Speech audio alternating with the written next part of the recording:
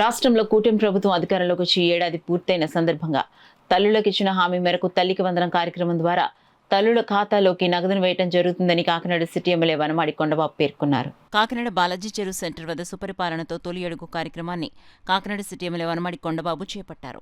ముందుగా పాఠశాలకు వెళ్లే విద్యార్థుల చేత తల్లికి వందనం కార్యక్రమం ప్రారంభోత్సవం సందర్భంగా కేక్ కట్ చేసి city MLA Vanamadi Kondababu, senior నాయకులు, మాజీ మంత్రి చిక్కాల రామచంద్రరావు స్వయంగా కట్ చేయించి విద్యార్థులకు తినిపించారు.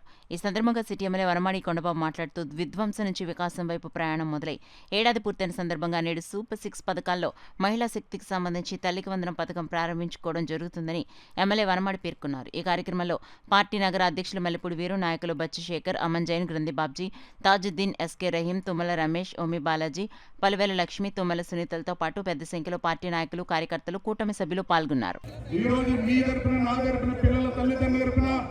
ప్రభుత్వాన్ని మనస్ఫూర్తిగా అభినందించవలసిన సందర్భంగా తెలియజేసుకుంటూ ఈ రోజు తల్లికి వందన కార్యక్రమం మరి పిల్లలందరూ కూడా ఇక్కడ స్కూల్ పిల్లలందరూ రావడం జరిగింది. వారితోనే కేక్ కట్ చేయవలసిందిగా అది అయిన తర్వాత ఈ ప్రభుత్వాన్ని ఆశీర్వదించడానికి సర్వమత పెద్దలందరూ కూడా ఇక్కడ రావడం జరిగింది. హిందూ ముస్లిం ప్రార్థన చేసి ఈ ప్రభుత్వం కూటమి ప్రభుత్వానికి ఇంకా అండదండలు ఇవ్వాలి, ప్రభుత్వ ఆశీస్సులు ఉండాలని ప్రార్థన చేయడానికి కూడా వచ్చారు.